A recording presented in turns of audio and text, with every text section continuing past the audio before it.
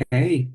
Um, Thank you for joining us on another session. Um, as those of you might know, it will be Shahr Ramadan in a few days. So hope a blessed Ramadan for those who would be celebrating in a bit. Um, as usual, we will start with um, small presentation. Um, and then I will introduce our guest speaker. So this comes up. Um, so as I discussed, we have the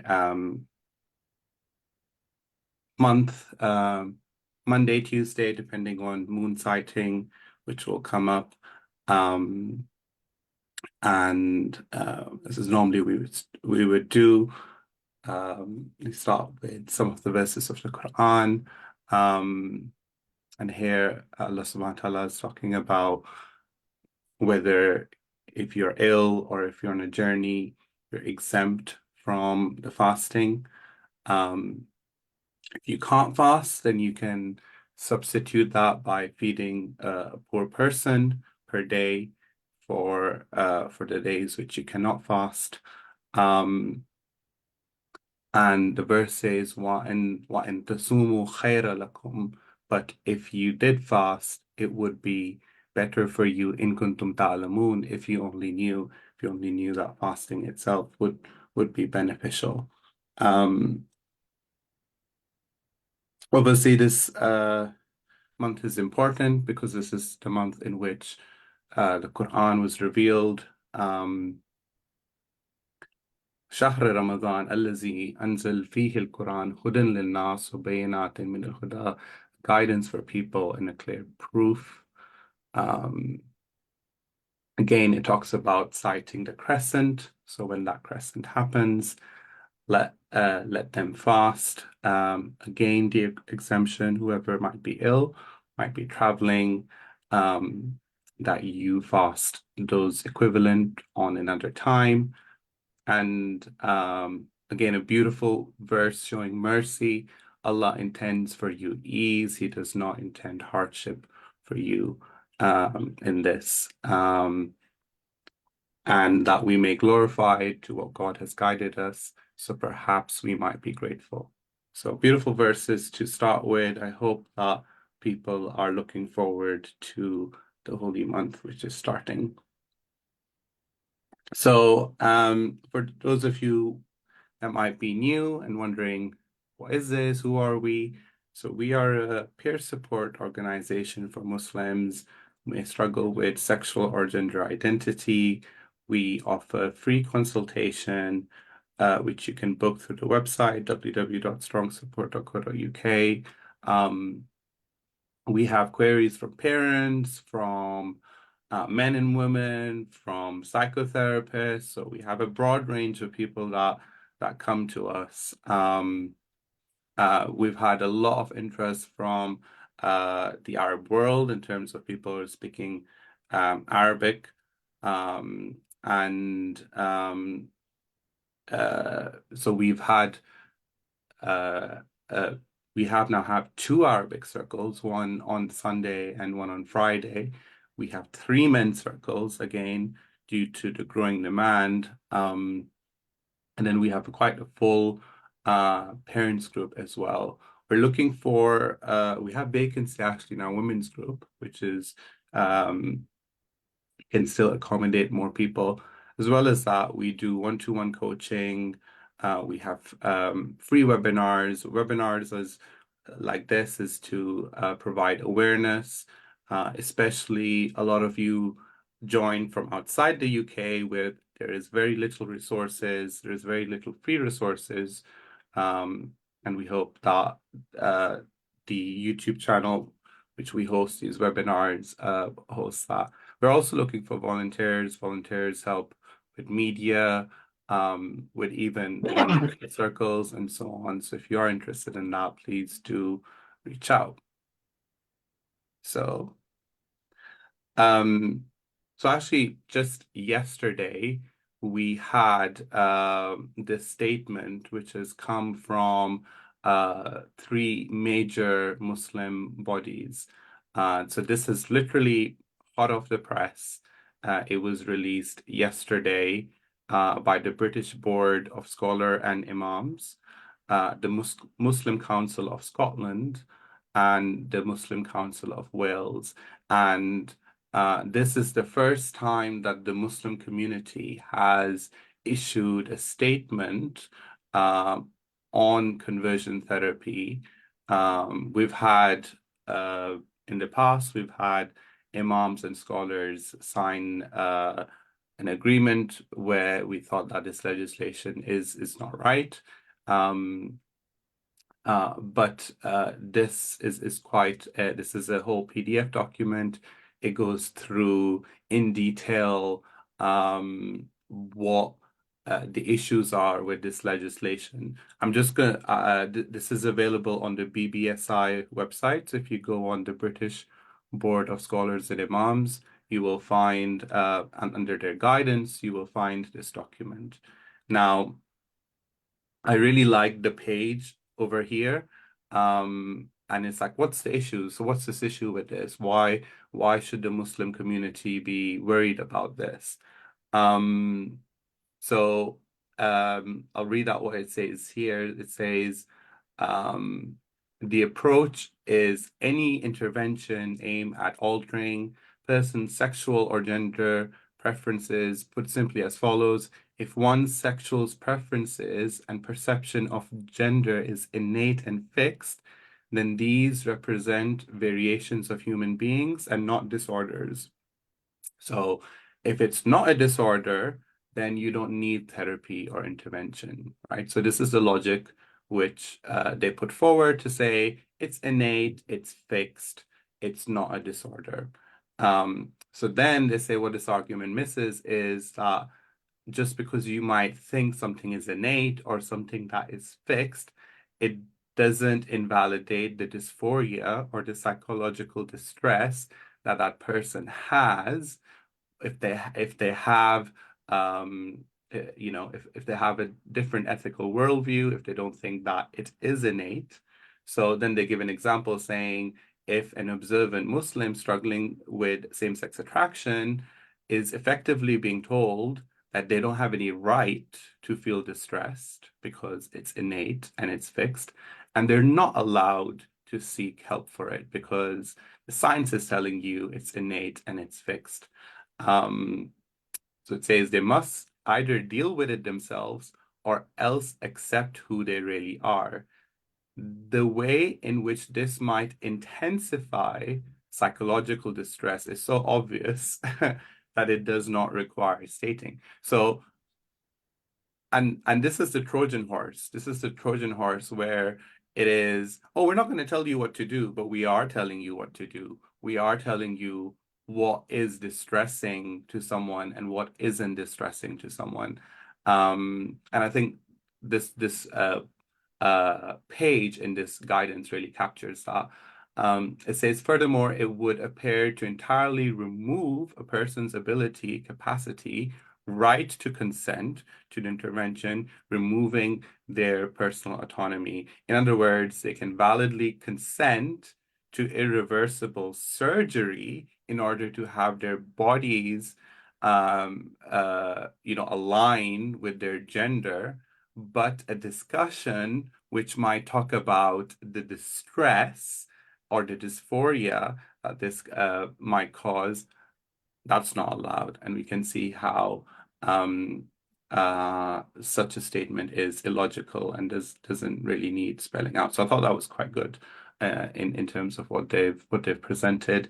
It was only released yesterday, so I do recommend everyone to have a look on that.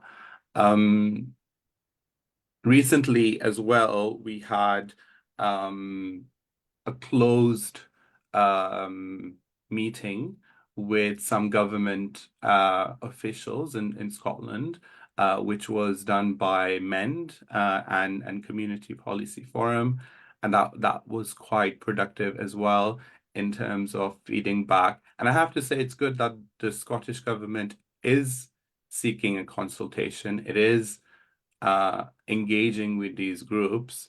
I mean, obviously, we'll see whether they take any of what we're saying, but at least, I uh, I tend to give credit where I see it, and it's good that they're having the consultation and then they're seeing the views. Now, uh, the consultation, as I understand, is open until 2nd April, I believe. So you still do have time to submit. Now, people might ask me, what do I submit? How do I do this? We have guidance, which we have put in. So you can go to strongsupport.co.uk/blog. You'll see there's an article that we've put in terms of the issues we have with the legislation. There's some parts which are actually good or seemingly good, and there are other parts which kind of oppose what they're saying. So it's almost like the government itself is conflicted, and hopefully we will get to speak to that. So please do respond to the consultation. I don't think you need to be in Scotland. Not sure. I don't think you need to be in there.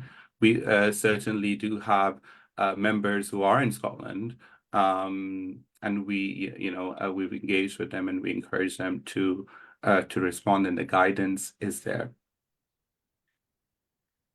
So I'd like to introduce our guest. We had, for those of you who might know, we had Richard earlier on when he talked about sex education in Scotland, and that's a great webinar you can see in our YouTube channel. Richard is the leader of Scottish Family Party, which is a socially conservative political party. And he campaigns extensively against state interference in family life, corruption, and indoctrination in schools. I've listed the policies of Scottish Family Party because I think this is so important in terms of these are quite unique policies which you won't see in other political parties. So valuing family, as the name says, Scottish Family Party, valuing family as a building block of a nation. And you don't really hear that. You don't really hear the family centric in policies. I know Richard has experience in education. He comes from education himself. So to demand high standard in schools, protecting children from explicit, vulgar, and corrupting sex education, which in our last webinar we talked about. Supporting parents, giving parental rights, which especially with legislation like this seems to be quite eroded. Protecting free speech. So again, like a lot of these things where the hate speech legislation comes that you're not allowed to criticize or you're not allowed to even speak about this. And it's important, again, in conversion therapy, where it becomes like, oh, you have a conservative worldview. Can't say that, So protecting free speech, promoting the institution of marriage, respecting life, opposing abortion on demand and assisted suicide, opposing the gender identity ideology, especially the confusing of children. I think there's a typo there. So like I said, he's been in education before. He now works full-time for Scottish Family Party. He's married himself, lives in Edinburgh with 2 sons. You can find more about the Scottish family on the website, scottishfamily.org. So I'd like to, at this point, welcome Richard back. It's lovely to have you. Yeah, so it's great to be invited again. I really enjoyed it last time. So yeah, so good to be here. Looking forward to our discussion. Thank you. And I think so much has evolved since last time when we were speaking. Remember, at that time we were saying, oh, the government. I remember you saying to me that Scotland will always be one step ahead of Westminster and UK. And we had something which was a private bill, which was put in House of Lords and the House of Commons, and the one in House of Commons has stalled because it didn't get enough votes to go in. Mhm. The one in House of Lords actually got quite, even though it went through the second reading, it got a lot of criticism from the House, um, which um, which is quite different, I think, to where we were maybe 2, 3 years ago, where it was like, oh, of course we need to do this. Of course, this is Mhm. and really something bad. And I saw that you you posted or tweeted a video on in the Scottish Parliament where they amounted to torture, and they use this word Mhm. incredible that this type of any type of intervention, which any type of it says intervention, so it could literally be someone talking, counseling, Mhm. coaching, a pastor, an imam, a rabbi, kind of talking about sexual ethic, and they say the amount, um, the kind of um, concept of sexual ethics, which is shared by the Abrahamic faiths. Mhm. Um, and they say this type of conservative values and sticking to those conservative values and expressing those values is effectively torture because they do then say that it includes speaking, it includes speaking of those views. Um, and I did watch this was quite a while ago when they had the debate, and a lot of the MSPs did say, yeah, and there was very few Mhm. people who actually said, no, actually this is quite wrong. Mhm. Um, do you think that the sentiment is changing? Do you think it's still that the party um, is still how it was? Do you see any change in terms of either party opinion or maybe public opinion for people in Scotland? Yeah, I think, like you said, the situation in Scotland, but in England, there'll be sort of two sides to the argument and it'll ebb and flow. The Conservatives have said they're doing it, then they weren't doing it, then they were including trans, then they weren't, and it's sort of gone backwards and forwards. But assuming we have a Labour government next time, that they'll do it just straight away and that will pass, and that'll be that. So the Conservatives have been on the edge of doing it, but haven't quite. But Labour will. But in Scotland, we don't have that sort of ebb and flow. It's just a one-way street. And the Scottish government has promised for years. They've said, we'll wait and see what the UK government comes up with, and if what they come up with isn't extreme enough, we'll do something on our own to make it even more restrictive. So they've basically gone ahead on their own. And at the last Scottish election, every party in the Scottish Parliament had it in their manifesto to introduce a conversion therapy ban. So Wow. every member of the Scottish Parliament has been elected on a manifesto of introduced a conversion therapy ban.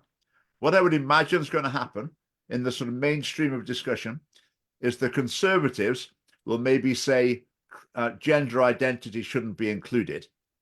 But I would imagine they'll be saying, obviously, we agree about the lesbian, gay, and bisexual bit. Obviously, we agree with that. It's just the Hmm. transgender bit that maybe needs taking out. So I would imagine that that's the way things are going to develop. So those of us who are arguing against the entire underlying principle of the thing, I think we've got a tough road ahead with that. Yeah, and I would agree with that in terms of there was Kemi Badenoch who made comments like, "Oh, if this was about sexual orientation, it would be so easy," and they're entirely dismissive of the fact that this isn't even about sexual or gender identity. This Mhm. is about putting one type of ideological thinking in law and saying that anybody who disagrees with this thinking is not a bigot, they're a criminal, Yeah. and they will face kind of criminal courts. And we have seen internationally, case of Matthew Gregg in Hmm. Malta, Yeah. where the just talking about that my sexual attractions have changed amounted to advertisement of conversion therapy, which is ridiculous, which Yeah. is like, Yeah. if I go out and I say I'm gay, I'm openly gay now, that isn't conversion therapy. But if I go out and say, oh, I've changed and I have opposite sex attractions, that is conversion therapy. So there's an inherent bias in that, Yeah. which which is ideological. There's no other way to say other than that. It's targeting religious, conservative. I Hmm. would even say people who are not. We have people who come to us. They're not of any faith, but they want to explore their attractions. So it is. Um, it's inherently ideological Yeah. Yeah. as a law. Hmm. But the Scottish government's reaction to people who have stories such as you've said there, like Matthew Gregg. I mean, there's a man in the Scottish Family Party who, many years ago, he was a gay porn star, but now is married to a woman with Hmm. children. Like total change. But the Scottish government's response to stories like that is effectively to say, "You liar, that's not true," because they state absolutely categorically that such changes are impossible. It cannot happen. So they're Yes. starting from the point of view that, like, thousands and thousands of people's stories of this is the journey I went on, this is how I changed. The Scottish government just said no, but we cannot accept that that's true. I mean, that is a really bizarre position because they talk so much about, we need to take account of people's lived experience, but when people's experience doesn't fit, then they don't like it. But I should say, the other thing you said as well, which is absolutely right, is in the government's documentation, they even admit this. They say that the problem behind conversion therapy, the issue behind it, is that some people believe that LGBTQI plus identities in some way might be undesirable. Hmm. And they're perfectly open in saying this is the heart of the problem. This is what we're up against.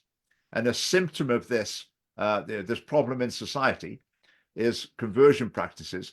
So we've got to stamp them out. You mentioned the punishments. Just to say, the maximum punishment under the law as proposed would be 7 years in prison, which I think is just It's vindictive. obnoxious, isn't it? Yeah. And what you've just literally just called out there is the first thing that I looked at that caught my eye, where exactly as you said, it said conversion practices, and this is the first page. This is the first page of Mm-hmm. this consultation. Conversion practices are undertaken with the intention to change or suppress the sexual orientation or gender identity of another person. Conversion practices are harmful to individuals subjected to them. And we're like, okay, fine. We don't want to suppress someone. We don't want to forcibly change someone. But then it says they're promoted with an ideology that views LGBTQ identities as wrong and believes that they can be changed. Well, I would say that is up to the individual. Mm-hmm. It is up to the individual to say, I am not taking a certain identity. And it's talking about identities. It's not even talking about attractions. It's Mm-hmm. talking about identity. Yeah. Um, and believes they can be changed. Well, the B in the LGBTQ is bisexuality, and Mm-hmm. that's in its inherent form experiences change in sexual orientation because they experience both, so um it's almost it's like a LGBTQ blasphemy law, Mhm. like if you don't believe in the LGBTQI+, which actually, groups such as Gay Men's Network, LGB Alliance, people who are saying actually that LGBTQ narrative isn't our narrative. We want to Mhm. reclaim our narrative. Yeah. They've been told to be quiet as well and say, no, it must be LGBTQ, and we decide how you minorities need to think and how you need to assemble. So when we look at it from a minority perspective, it's actually very condescending on the LGBTQ population because it's saying that um, I don't have the freedom to change my identity. Once I identify as one of these things, I can no longer change my identity because it's now law, which says it's impossible to do so. Yeah, absolutely. The way I like to put it is they basically treat people with same-sex attraction or gender identity issues, whatever, they treat them as children. Mhm. They're not capable of deciding for themselves what's best for their lives. So we treat them like children. In other words, other people have to make the decisions on their behalf. And the law is quite explicit, and it says consent will be no defense. So if a person decides for themselves they would like someone to support them on this journey, and the person says, yes, I'll support you, I agree with you, I think you're doing the right thing, let's meet up. The Scottish government's view is that that's not really consent because no one can really consent to something that doesn't work or is torture or whatever. So an LGBT person who thinks they're consenting, they're actually not. They're actually deceived. They're confused, which again have totally taken away their agency, treating them like children. Now you mentioned about them talking about identity here. I mean, it says sexual orientation or identity. It's a bit confused through the guidance about what they are actually talking about, but some of it is definitely talking about sexual activity in there. And the word just the word suppression, I think, as well, is very important because conversion Mm. practices. People think about conversion as someone who is, say, same-sex attracted, but they go on to be attracted to the opposite sex. That would be what people would think of as a conversion process. But they include suppression. Now, what they define suppression as, it would be, for example, the person coming along saying, I have same-sex attractions. I don't want to act on them. I don't know if it's ever going to change or not, but I don't want to act on it. Or it could even be someone saying, I'm married, a man married to a woman, I've got a family, I'm experiencing attraction to other men. I don't want to destroy my family. I don't want to abandon my family. So I don't want to act on these desires. I want to suppress them. That would be covered by the legislation. So someone helping someone to just not act on the sexual desires would be a criminal. And it's not made clear Mm. in the legislation that this only applies It's to not. homosexual desires. So even a heterosexual person, let's say someone goes to the imam and say, I'm getting married next year. Can you help me to not act on my sexual desires until I get married? That would come under the definition of suppressing, uh, uh, suppressing sexual Suppressing a orientation. sexual desire, isn't it? I mean, Which it's is so extreme so that the wrong. government's document, it even includes a line. I mean, it's partly funny, but if it wasn't such a serious issue, they put a line in saying, for the avoidance of doubt, this law would not make it a criminal offence to be voluntarily celibate. Well, Yes. thanks, government. It's not going to be a crime to not have sex. Thanks for telling me. I mean, it's just bizarre that they think they can write that without bursting out laughing at how ridiculous it is. But that It, that is their mindset. absolutely. And I think what you just mentioned here, in that they themselves say that we don't exactly know what the realm of this is, Mhm. when the first question which is says what are conversion practices, the first thing they say is there's no universal definition. It's Yeah. like I don't know who wrote this, but it's like you're asking what are conversion practices, and the response, the first response is, oh, there's no universal definition. So it's like, how can you put something into legislation which you can't define? And then the next steps they say is, oh, okay, the UN says this, the EAG says this, and so on. And then that shows you that because there's no international universal definition, this is more of an ideological thinking. Because, if it was something that a lot of people had consensus on, like for example, coercing people to do anything is wrong. Okay, we have consensus. We have consensus that you shouldn't be coercing people. We already have laws that talk about Hmm. coercive control. But when it comes to conversion therapy, it depends on what you class as it. So exactly what you said just now, what we might uh, call conversion therapy might be completely different to what somebody else Hmm. calls it, Yeah. and hence it, what you've said about celibacy, people believing in celibacy. For some people, that might be conversion therapy. For some other people, that might be uh, the absolute right thing to do. And I think Hmm. it's again extremely ideological of something. So yeah. So I thought point this one out as well to say it's quite embarrassing when they say we actually don't know what the universal definition is, but we're gonna try and make one Yeah. and put it in this. Yeah. I would say they're saying there's no agreed definition. I suppose the law that they're proposing a law that they've drafted the law. So I suppose that law enacts their definition. The thing I thought about this, if they say they've got no definition, how can they be so sure that it's harmful? So they're saying, oh, all the research shows this is harmful, but we don't actually know what it is.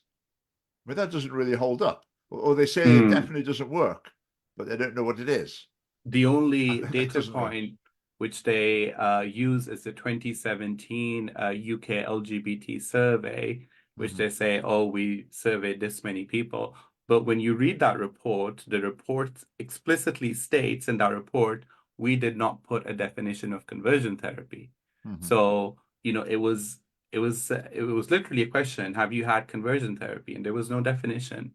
Hmm. So, uh, people could have put you know, someone talking to with a counselor versus some a parent having a conversation saying you really shouldn't be going this path. Hmm. Those two things are equated in Yeah. the Yeah. same thing, or something which is entirely illegal or extreme, like corrective rape or something. Yeah. So um, the data, and we actually asked the government this, we said, where is the data that these practices are happening? And actually, I have not seen in Scotland any survey which has been done in Scotland, which is showing that these practices are commonplace in Scotland. No. I mean, the stories that circulate is generally, for example, that one of the leading activists who's been pushing this, his story is that his parents, his Christian parents, pressurized him or whatever relating to his sexuality. So he tells the story that makes his parents sound terrible when he tells the story. But in the parliament, no one thinks to say, well, we're only hearing one side of the story here. I wonder what actually happened, because it's in the interest of an activist to tell the most dramatic story possible in order to advance their cause. And I think that's what even happens with these surveys.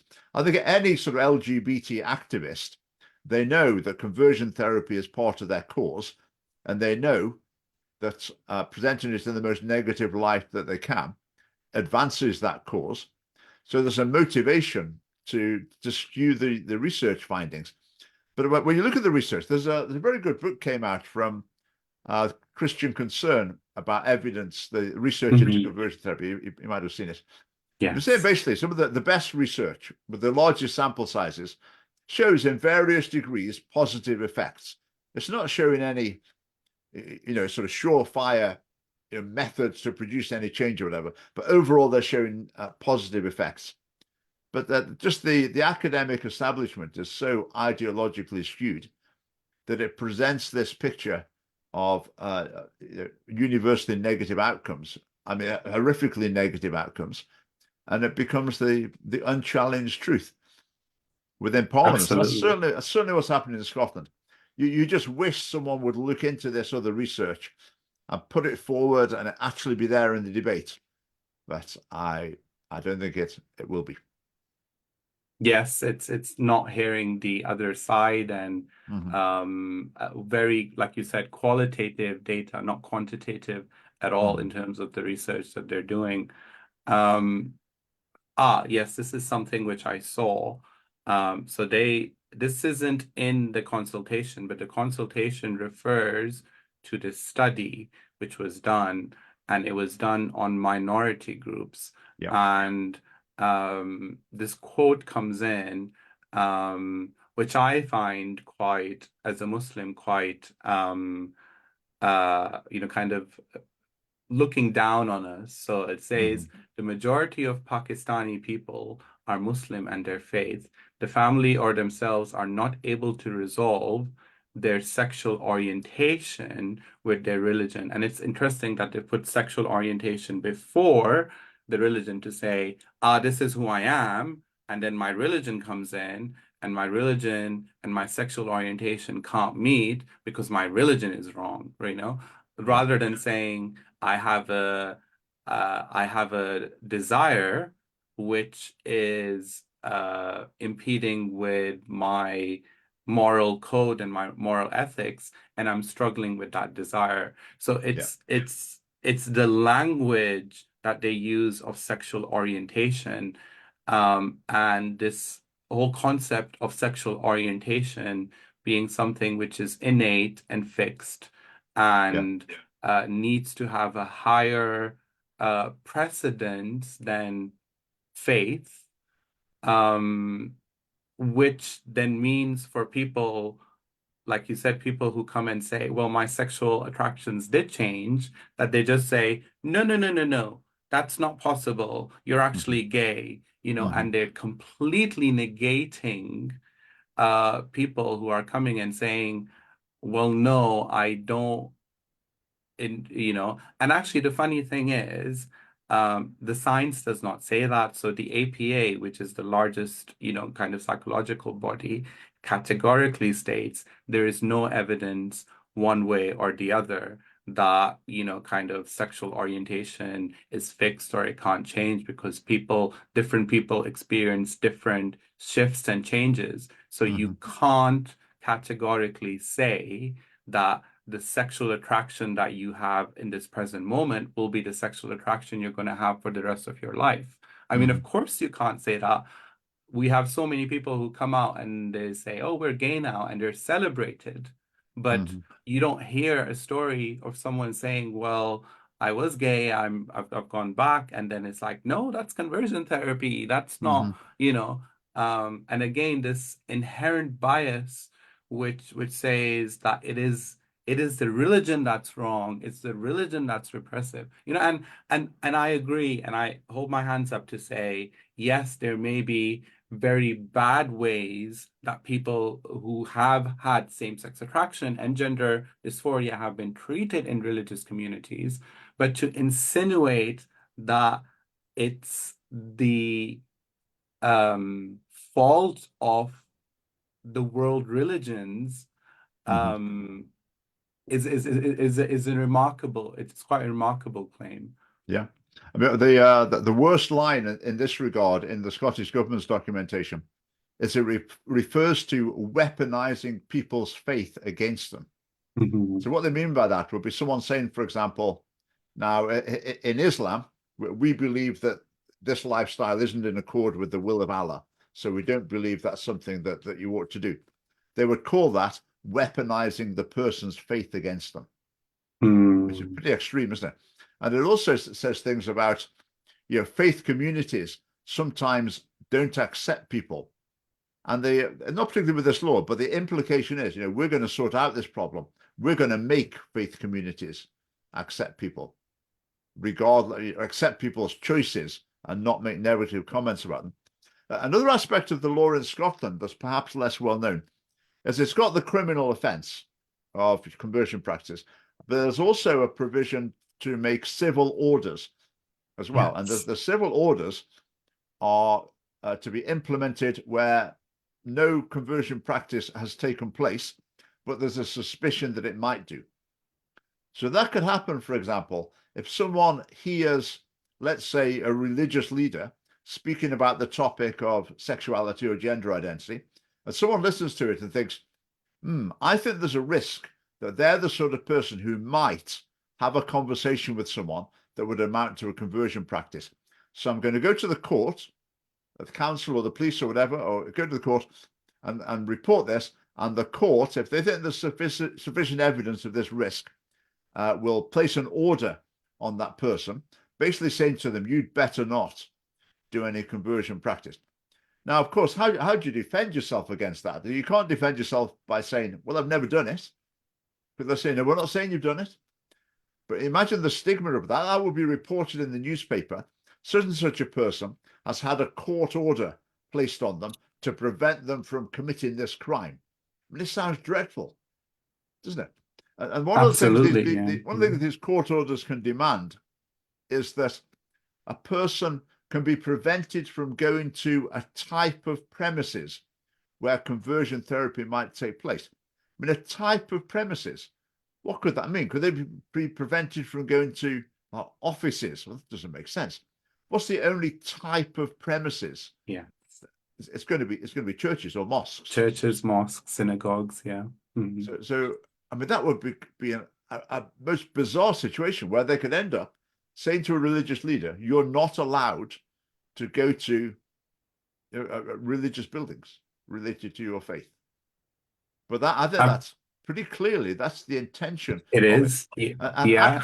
It's basically inviting activists to find someone, go and listen to people's talks online, go and listen to what they have to say, go and have a chat to them and record it on your phone, then report them, and we'll sort them out. So the activists are going to have a field day trying to get these civil orders slapped on people.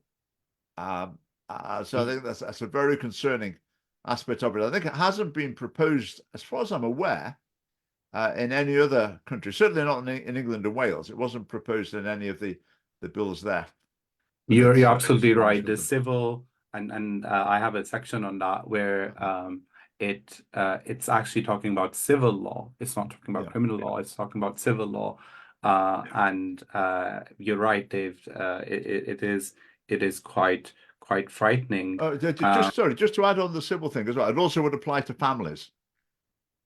Mm-hmm. So a little boy at school could go along and tell the teacher that dad keeps saying I can't wear a dress, and that could end up being reported, and then a court order could be given against that father to tell him he'd better not engage in conversion practices. Exactly. And this is what you've just said. Controlling, we have this here where it says controlling a person's appearance in terms of clothes and things. And again, if you tell your child, don't wear a dress, your boy telling that can be an example of a conversion practice. And again, these are the examples. I'm telling you as it is. This is what it's saying. It's saying some examples of the types of acts, prescribing medication. Okay. Second thing is therapy or counseling. And what is it? And we touched upon this, not to act on their same-sex attraction. Well, if you have a client coming and saying, I don't want to act on my SSA, immediately the therapist is incriminated by this law, because again, people who are of the faith, which are saying, well, I have a sexual desire and I'm not quite happy about it. Oh, I'm sorry, I can't help you because it's against the law. And again, this concept of celibacy, which is in faith, is completely attacked. It's completely attacked. Uh, and it's attacked in a way that they're even spelling it out in front of us and Yeah. saying, "Yep, celibacy. We don't like celibacy. No, That's outlawed." Yeah. it's oppression. But look at the last one, restricting where a person goes and who they see. So let's say parents of a 16-year-old boy who maybe has even declared himself to be gay, 16-year-old boy. And let's say that boy, the parents suspect that that boy is entering into a sexual relationship with a 50-year-old man, let's say. And the parents say, whoa, whoa, Mm. whoa, whoa, whoa, this is not right. No, you're not allowed to go and see him. What, you can't do that. Then those parents will be breaking the law. Absolutely. The so far-reaching um uh kind of examples for this. And we discussed upon the aspect of the criminal law. Mm-hmm. Um and I just wanted to highlight um again, they say the actions that people take when carrying out conversion practices can be complex and varied. Our analysis shows that not all type of practices can be addressed by existing offenses, because that's what we say. Like if they're Mm-hmm. coercive, then they should. So then, what are they saying? What is not addressed? So the first thing they talk about when they say, we don't have an offense is therapy, So they say, for example, Yeah. talking therapy or coaching Mm-hmm. someone to change or suppress their sexual orientation or gender identity are unlikely to be prosecutable. So again, it's hitting, I don't, it can't be cleared. It's hitting talking. What is therapy? It's talking. What's coaching? It's just talking about Mm-hmm. things. While these are generally reasonable and non-harmful everyday actions, the majority of circumstances, when used with the intent to change or suppress, they become harmful. And I want to go on the same theme where they're talking about intent, So I want to go to the next one because this concept is very convoluted when they talk about intent. Um, so they have this diagram uh, which kind of says this is what the criminal offense is, and it's really interesting that an act is a provision of a service. So back to what we were saying earlier, where are these places? There's churches, mosques, any service which basically has a conservative worldview, provision of a service that is already, you're already incriminated by that box right there, which is provision of a service. Um, and then it says, yes, but we also need that it's directed at a specific individual, there's an intent and there's harm. And then say, okay, these seem more reasonable, that you're taking someone out, you're especially singling them out and then doing it. So here we have in the criminal effects, it says the acts are purported. A victim is more likely to trust, accept, or feel obliged to follow the advice of someone they consider to have expertise. The acts are purported to be healing, reparative in relation to an individual's sexual orientation or gender identity. And they give an example. For example, services that claim to provide a remedy for unwanted same-sex attraction and gender confusion. This conflicts with clear medical consensus that it is not possible to bring about such a change and conversion practices do not work. Again, this is a highly ideological statement where they're saying you can't have unwanted SSA and you Mm-hmm. can't have gender confusion. You Yeah. can't be gender confused. You're transgender. Just accept yourself for who you are. Yeah. So Yeah. this is this is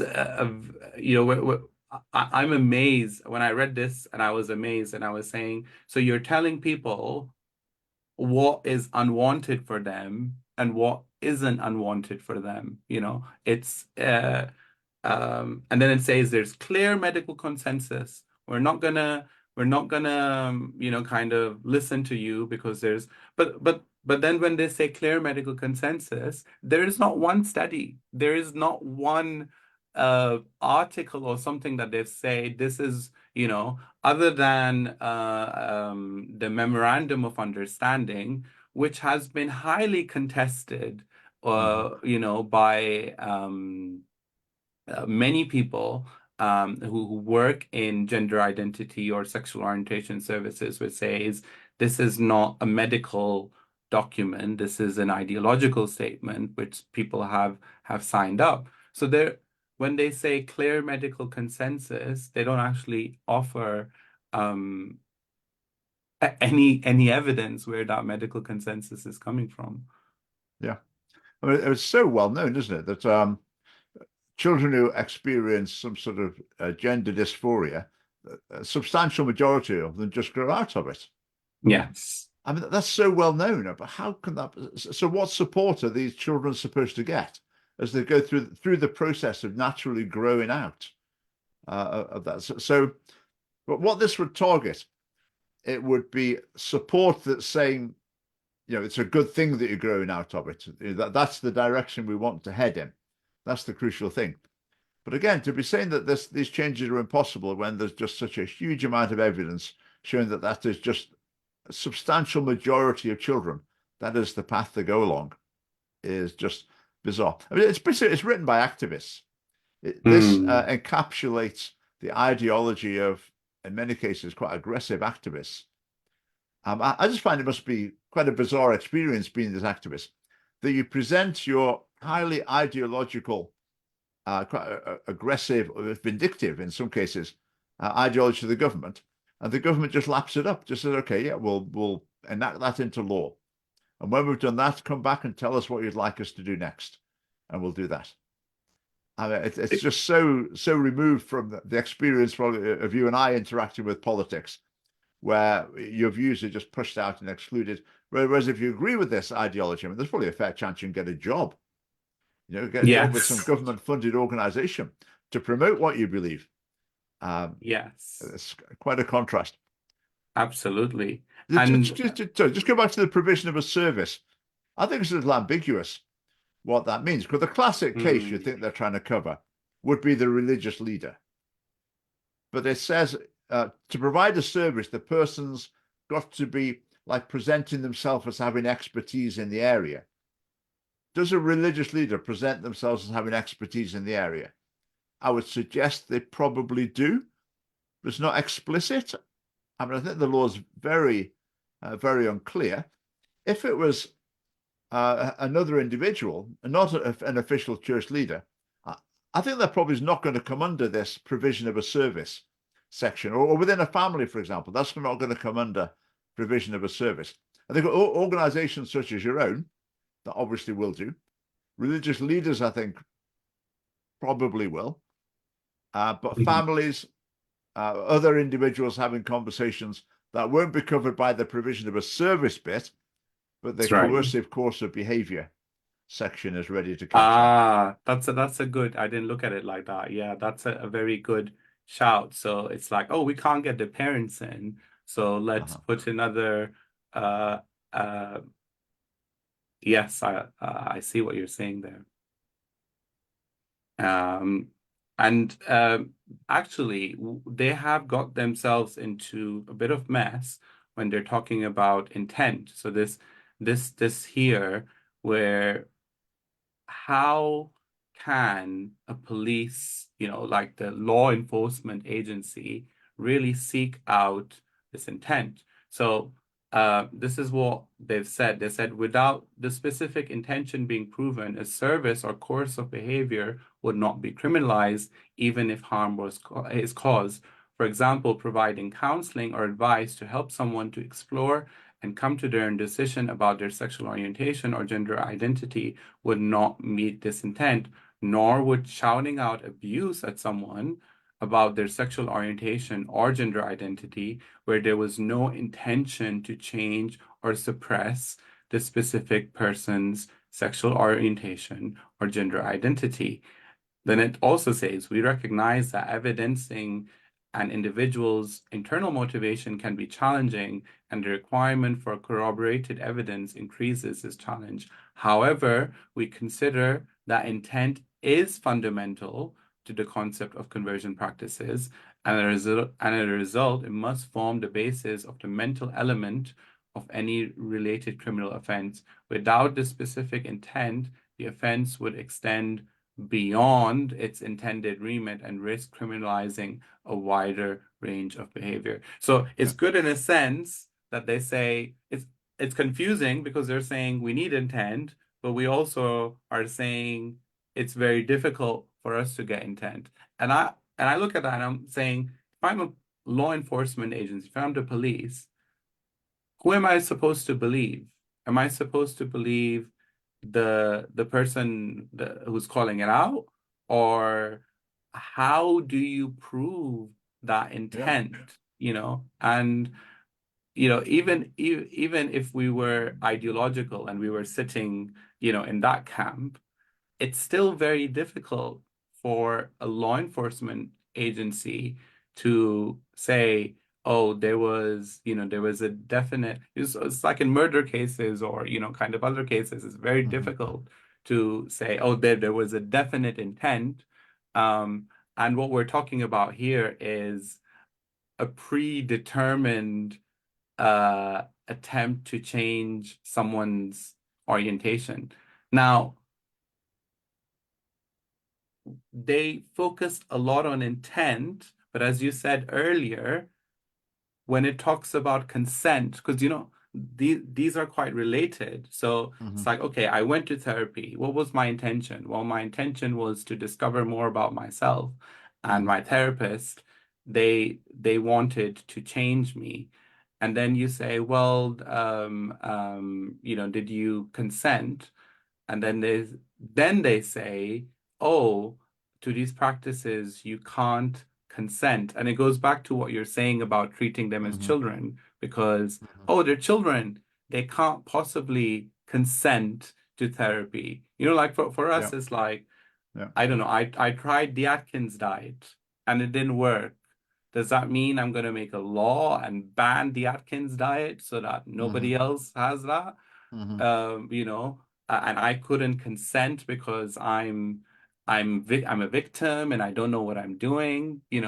It's ridiculous. And at the same time, they talk about intent, that, oh, there needs to be intent. We need to see that because obviously it's a law. How else are you going to criminalize things? Yeah. So, Yeah.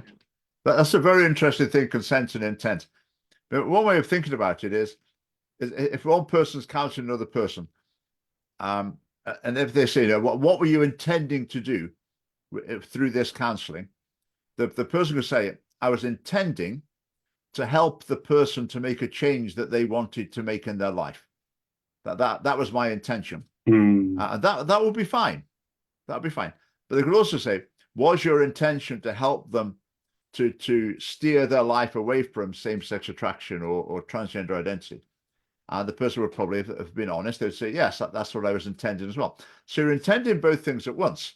You're intending to help the person make a change that they want to do, which is fine.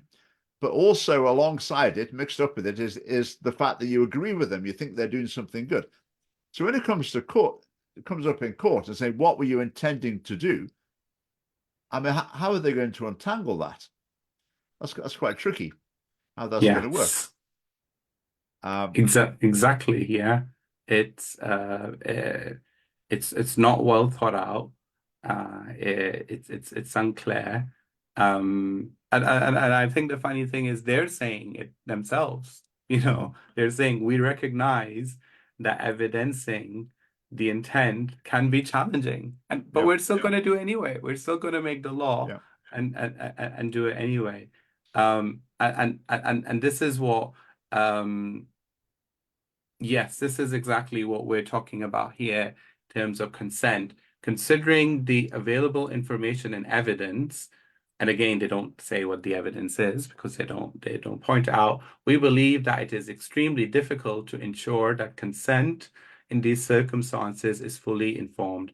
Many people have reported consenting to conversion practices without a full awareness of the fact that change is not, in fact, possible. And again, with that, even when we talk about change, we talk about change in the sense that we don't know how our desires might change, but we know that there's a possibility, you know.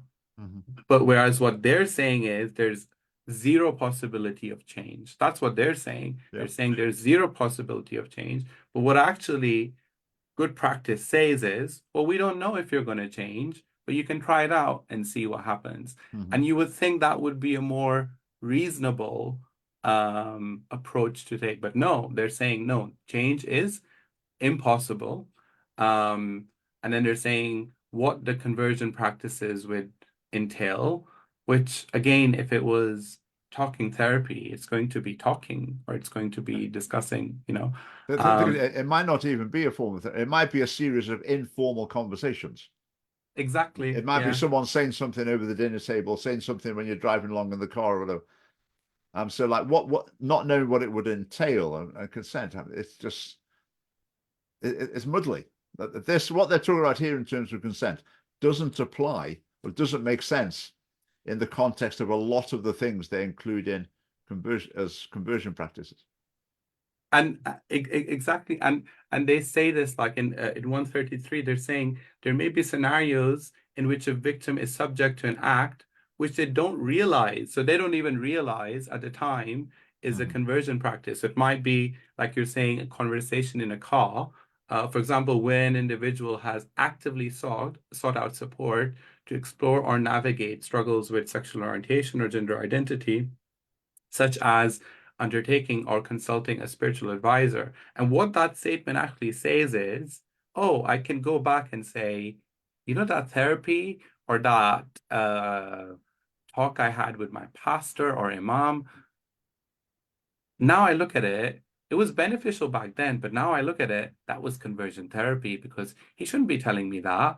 I'm Yeah. gay and, so what this is actually promoting is saying things which in the past, which you consented with and which you are happy, you can now incriminate that individual and Yeah. talk about it as conversion therapy. Yeah.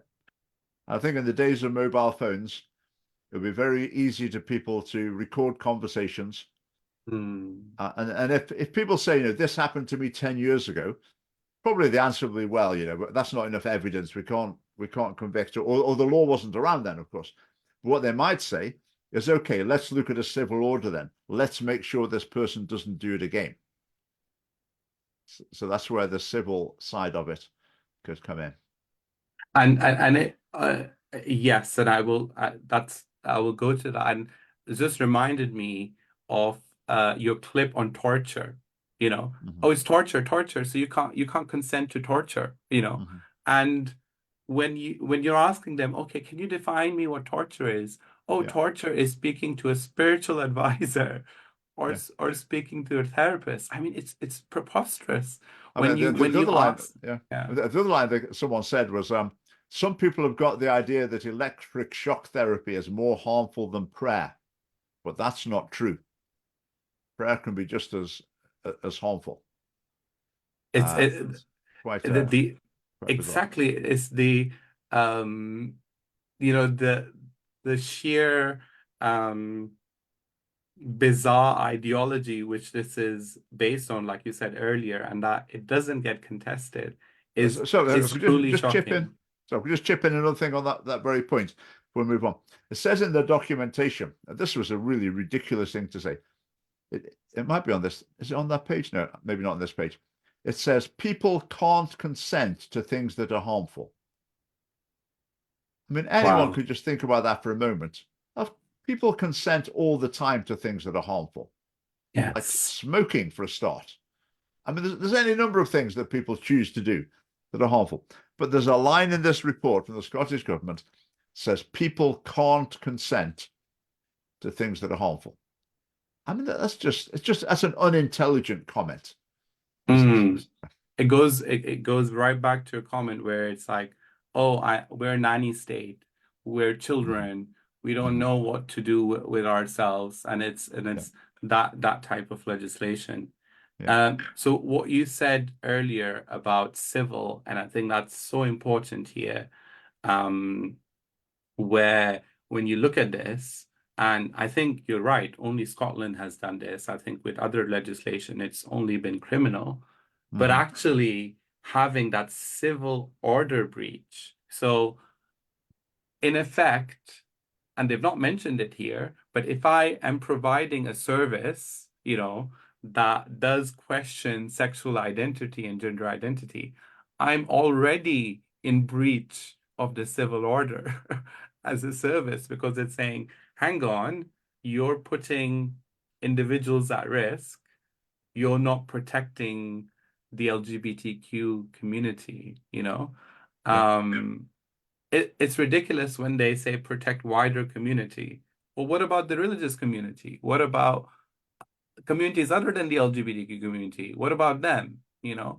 Um, so it's yeah, and to call it a civil order breach because of a well-known, I mean, the concept of marriage is between a man and a woman is not a contested belief. Mhm, Gender identity is a contested belief. But what mhm, this law wants to do is it wants to put a contested belief above a belief that is not contested and mhm, criminalize that, you mhm. know. Yeah, Um, yeah.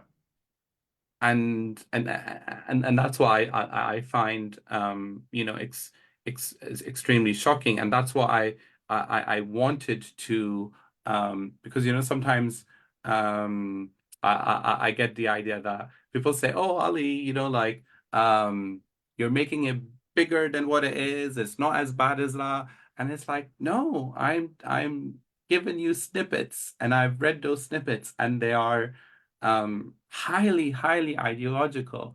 I Yeah. mean, what is your thoughts about the self-ID bill? The self-ID bill, which went through, and it was the first time in history, or well, in recent history, that Westminster went and said, no, we're going to invoke this, and we're not going to allow Scotland to kind of go ahead with this. And some people are thinking whether this one is going to have that type of response, this legislation. I would tend to think with this legislation, it won't be in the UK government's interests to try and block it because they've been on the point of doing the same thing themselves. Mhm. So unless there's a technical reason to block it, which I'm not aware of at the moment, but sometimes there are legal technicalities that say this isn't actually a matter that the Scottish government can legislate on. So if there is a really unavoidable technical difficulty, maybe there'll be some steps taken.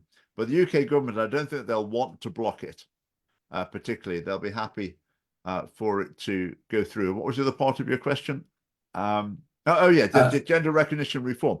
Right, my view on the gender recognition reform was I'm not really that interested in it because it's not the real issue.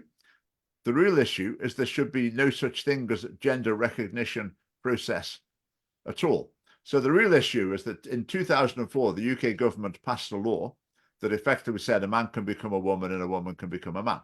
And since that day, transgenderism basically has been the official doctrine of the British state because the mm, law affirms that you can change sex, gender, whatever.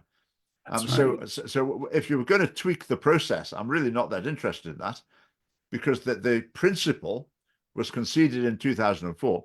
So the Scottish Family Party's policy is to go back and repeal the 2004 Gender Recognition Act. And I think until that happens, we're going to be facing the outworking of the ideology of like gender fluidity throughout the rest of society because it's the official position of the state. Yeah, it's like what we talk about sexual orientation now, isn't it? As Hmm. sexual orientation, because when we see it from a faith lens, where we don't see it as orientation, we see it as desires, which can Hmm. move from. But if the state sees it as a fixed, innate entity, and now it's going to put gender identity Hmm. as that, then it effectively says this is how we see the world. And Yeah, if you don't see it our way, then, yeah. we're not going to Yeah. help you. But I find it bizarre listening to Rishi Sunak, because Rishi Sunak attacks Keir Starmer, saying, "You don't know what a woman is. We in the Conservatives, we know what a woman." Now, hang on a minute. Rishi Sunak's definition of a woman is an adult human female or a man with a certificate from the government. Because if we didn't think that, they'd repeal the 2004 Gender Recognition Act. So the official view of Yes. Great Britain is the definition of a woman is adult human female or man with a certificate from the government. Now it's bizarre to hear Rishi Sunak thinking he's in a position to attack Labour because he knows what a woman really is. It's as Hmm. though that what tends to happen with these issues is there'll be a little battle over something, the right side loses, then we move on, there's a little battle over something else, and the wrong side wins again. And this just keeps going on. But what doesn't happen is going back and saying, right, 15 years ago, that was a mistake. We've got to go back to that. So I think with gender recognition reforms, a classic case of that. It's like a little squabble over the latest thing to come up. But the real issue was a long time ago, and that's where we need to go back to fix. So Rishi Sunak, I find it, I think it does work for him. He does manage to create the impression that the Conservative Party are the party, we're not going along with all that transgender nonsense. But ultimately, at the root of it, they are, Yes. because they're Yeah. not making any effort to change the law. And so long as the law says a man can become a woman can become a man, what are children supposed to be taught in school? I mean, you're going to have a hard job teaching children in school. No, actually, the law's wrong. You can't actually do that. So it's all rooted in that law, and so long as that's the law, we're going to have a lot of problems in that regard, I think. No, absolutely. It's you're right. Parties come in and like the Conservative Party, they'll say, "Oh, we have conservative values," but when they will come in, they won't look at the past legislation, which Mm-hmm. is damaging people with conservative views. It's damaging them, and it will Yeah. not challenge those, and it will No. only bring new legislation or attempt, and I think it's even when you look at the activism which is involved in this, you have a private member bill, House of Lords, House of Commons. They already lobbied, they've been lobbying for so long for this. Now they've started in Scotland. There was in Northern Ireland, there was a bill which came through and it got passed, but I think at present the DUP they've kind of blocked it. It's not getting traction. In Ireland, they're trying to do it. So it's Mm-hmm. um there is a lot of pressure which is being put by the activists to kind of push the agenda. And it seems that when these consultations happen, I mean, I'm only comparing it to the consultation we had in the UK when they did this, and the leaked papers which came out, which said, "Oh, we should not do this. We shouldn't make it." And then there was a Mm-hmm. furore again because the activists came in and said, "How can you say no to what we've asked you?"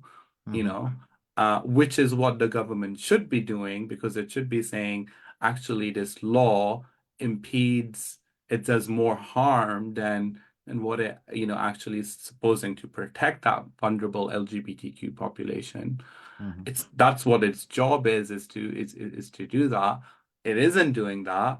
It is playing to party politics and saying, oh, I'll use this conversion therapy law as a way to win my election Yeah. and win votes. But when it probably comes to putting the law into practice, then they realize, oh, actually, this is quite problematic. This isn't Yeah. something like what we just discussed now. Even if we agree with their ideology, how can a police force prove intent?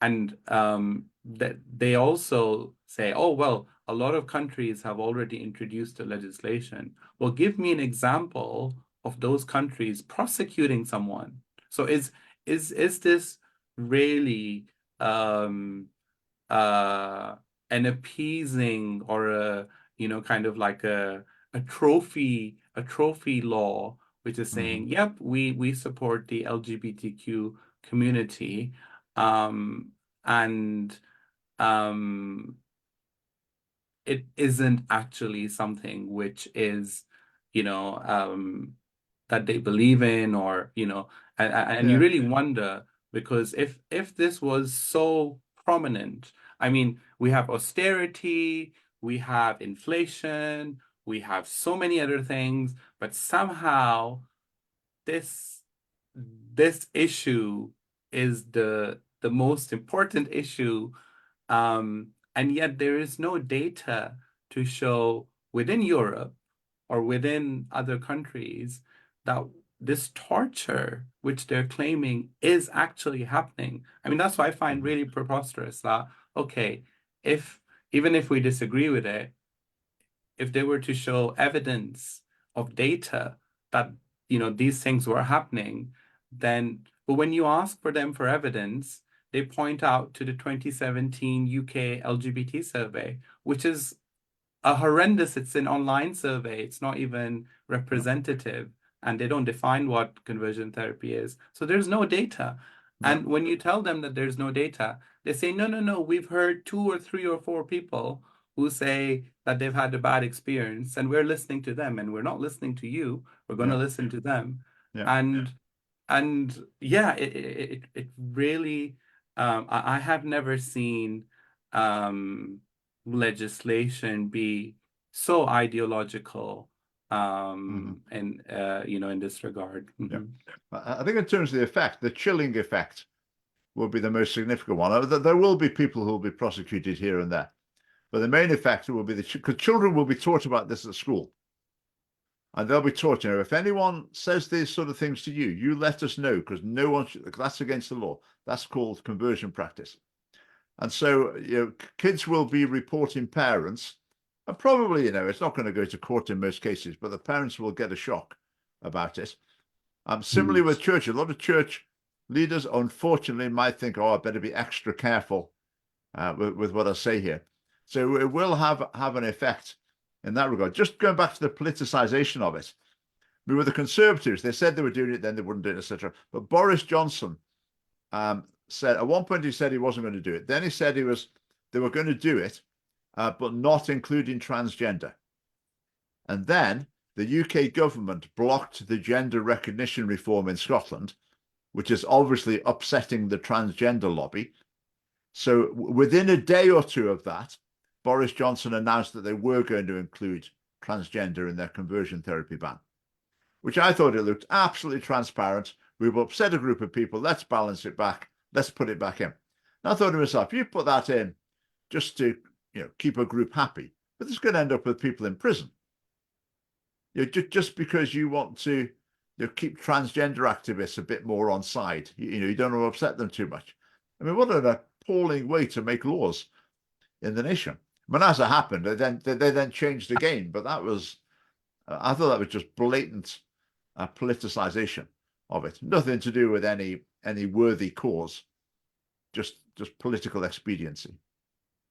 Absolutely. I think you've said it so well that after they spent millions on research, consultation, so much of the government time spent on this, and Hmm. then they realize, oh, we shouldn't do this. Hmm. after all of that, when they realize we shouldn't do this, and then they realize, oh, we're going to lose some votes or we're going to lose PR, they've just said, oh, let's put it back. And that shows you the level of care that the people who are sitting in the government Yeah. actually care when they put this Hmm. legislation in to see what harm it's actually going to have on the Hmm. society. Mhm. Hmm. Yeah. No, I think that's true. So I know last time when we spoke, you said that you feel that this legislation will go through. We need to support the first victims who will fall victim to this. Hmm. And do you think that in those scenarios that perhaps there would be a reamendment to the law, or do you think that that would change when people would say, "Oh, actually, this law isn't quite, um, you know, um, like the cases of Kira Bell or say Maya Forstater, who are, quite have become quite famous examples of opposing that." Um, I guess that has been more on the gender identity front. So if someone was to incriminate it for belief that actually I think Hmm. in my faith it says I don't really have these LGBT identities, Hmm. and someone gets prosecuted for that belief, do you think that there would be public sympathy, there would be something, or do you think that we're far too gone now on I would this? imagine my prediction would be that when this law is passed, the first people prosecuted, one possibility, it would be a church leader, and it would be a sort of sting operation, someone deliberately going along and recording the conversation. And it would be a case where the church leader probably said things that I would think, don't say that. It might be, for example, that might be, say, an African church Hmm. where Hmm. someone's, we pray against the demon of homosexuality in you, and Hmm. may you be living. So it would be something like that. Um, so it will be the type of case that probably the media will present it in a very skewed way as well. So it will probably be the sort of case that they have the sort of quotations that a lot of people would think, oh, well, that's good because I completely disagree with that. We need to stop that. So then that will be quite likely the first sort of case. Or the other thing that come up first would be a parent, where a child or a teenager, or whatever, has reported their parents. Now, that's going to be very difficult from an evidence point of view. And I think they might struggle to get the evidence together. But the fact that, charges are brought could be, well, it would just destroy a family, wouldn't it? I mean, as soon as a child starts going down that road, I mean, that family's relationships are severely strained. So I think that is a possibility. The most likely case, though, I think it will be a Christian leader who says things that I might think, I wish they hadn't said it like that. On the other Hmm. hand, I will totally support them when they're in hot Hmm. water for that. I will say that maybe not quite how I said it, but you know, that was fine. They should be free to deal with that. And if people are in that a church like that and they want to seek the support of the pastor, then that should be absolutely fine. And that's about, protecting free speech and Hmm. having, sometimes we all say things in a way that can be misconstrued or not the best way. And Uh-huh. I think that's what you're saying about chilling effect, where Hmm. perhaps church leaders will think, "Ooh, should I really talk about sexual ethics now? Should I really talk about gender Hmm. ethics now?" Because the legislation is coming in to incriminate and effectively saying if any of my clergy come to me about sexuality or gender identity issues, I'm just going to back off and I'm not going to Yeah. support them because Yeah.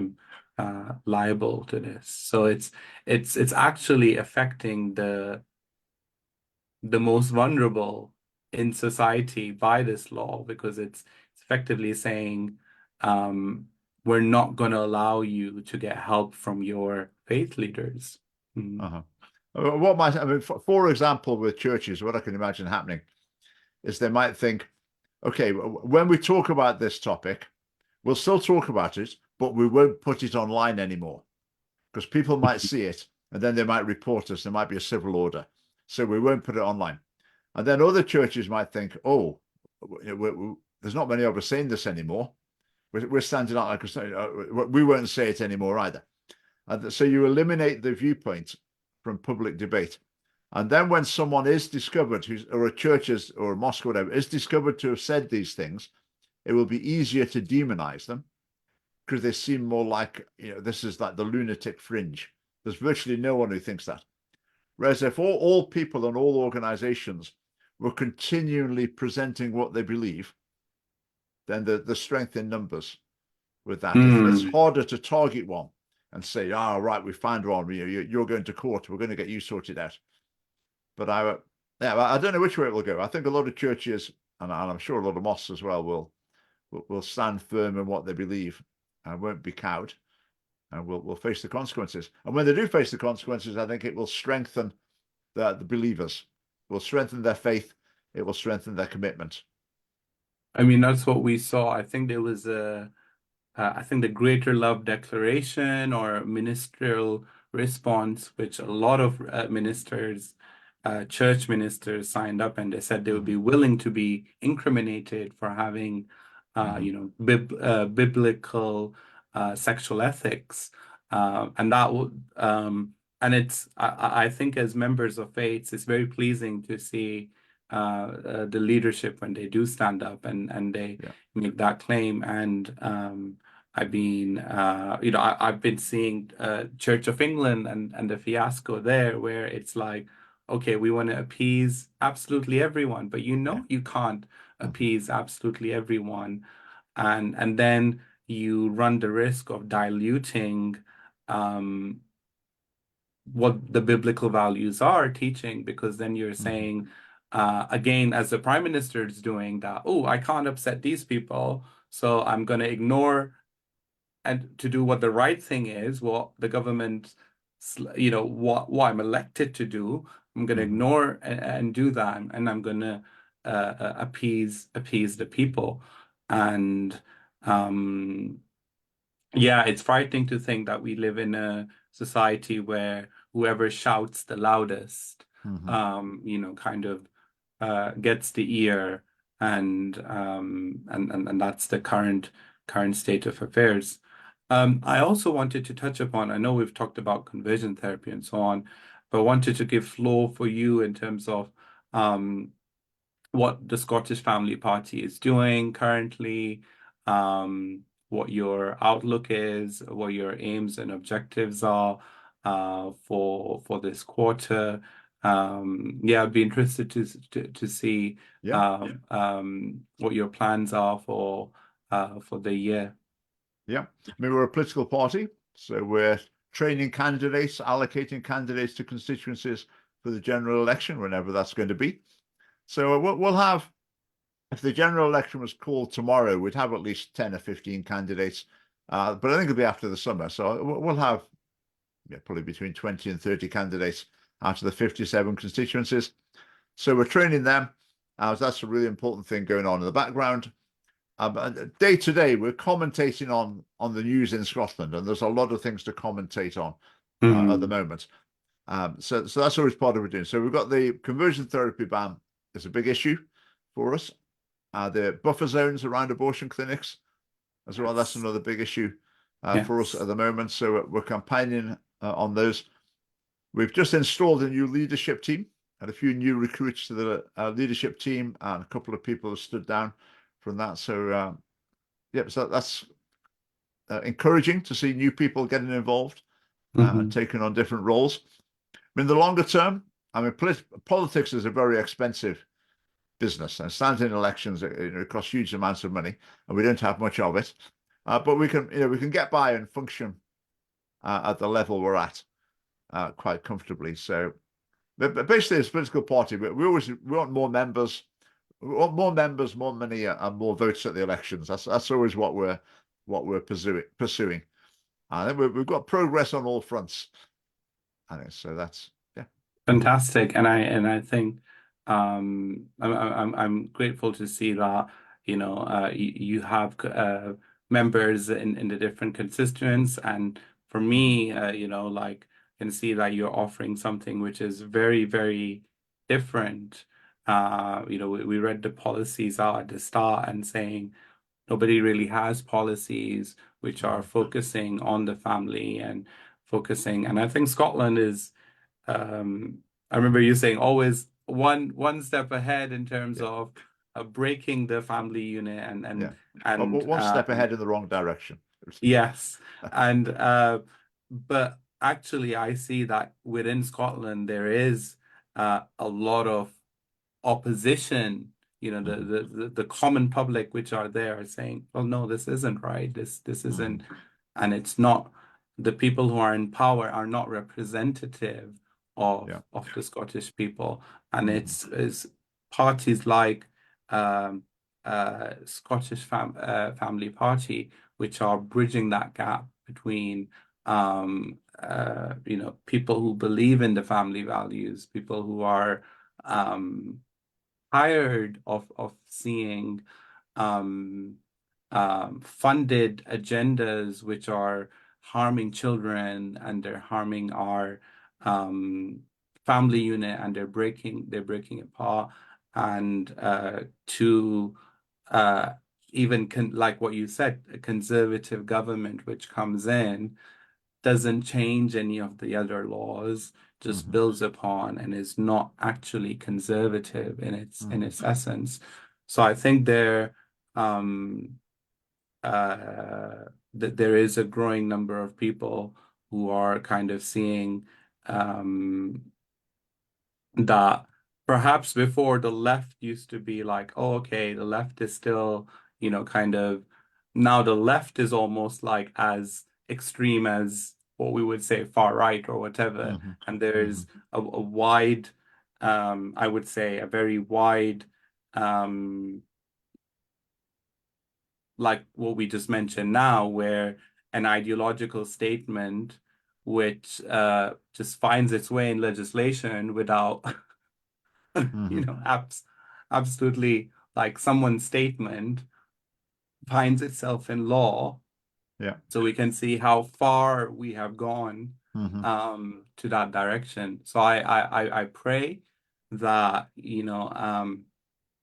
membership grows, the donation grows, and certainly for us at Strong Support, we are very happy to have a Scottish Family Party and to have probably I would say the only party which has um, the children, the impact on parents, the impact on the most vulnerable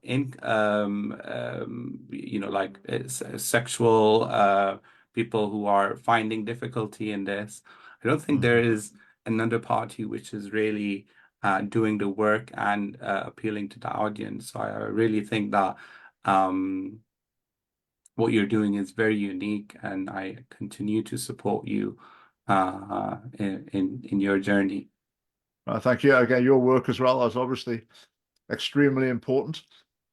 Just on the topic of your organization's work as well, an interesting question that's going to come up when the law passes in Scotland. A lot of obviously, counselling discussion, it takes place online. Hmm. Obviously, there'll be opportunity for people in England to provide counselling, this conversation to people in Scotland. And as far as I'm aware, you can't commit a crime under Scottish law when you're sitting in England.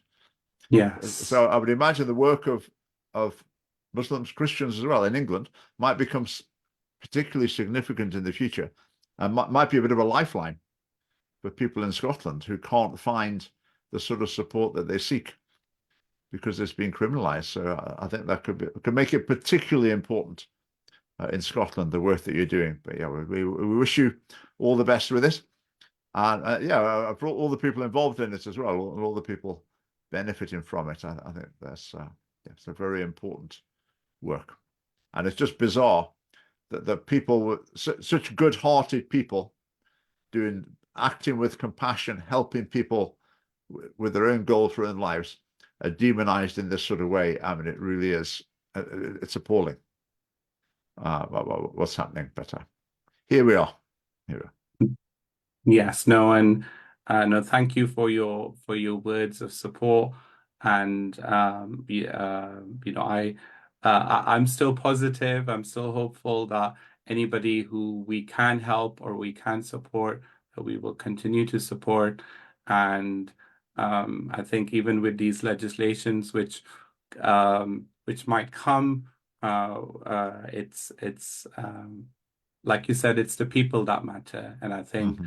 as much as the government or the state wants to control, it's ultimately it's going to be the people who decide what they do and how they maneuver and how Yeah.